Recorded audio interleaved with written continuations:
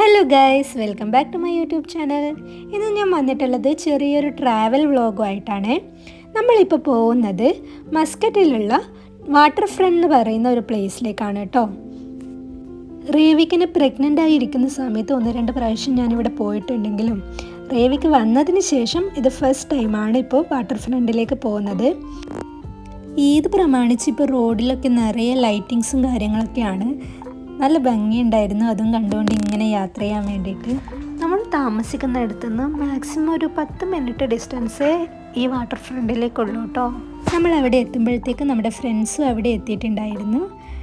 കുറച്ച് സമയം മൈൻഡൊന്ന് റീഫ്രഷ് ചെയ്യാൻ വേണ്ടി ഫാമിലിയുടെ കൂടെയോ ഫ്രണ്ട്സിൻ്റെ കൂടെയോ ഒക്കെ എവിടെയെങ്കിലും ഒന്ന് ചെന്ന് ഇരിക്കണമെന്നുണ്ടെങ്കിൽ അതിന് പറ്റിയൊരു സ്ഥലമാണ് കേട്ടോ ഇത്. ഇവിടെ ധാരാളം പ്രീമിയം റെസ്റ്റോറൻറ്റ്സ് ഉണ്ട്. അതുപോലെ തന്നെ സീ ഫേസിങ് ഡൈനിങ് ഇവിടുത്തെ ഒരു പ്രത്യേകതയാണ്.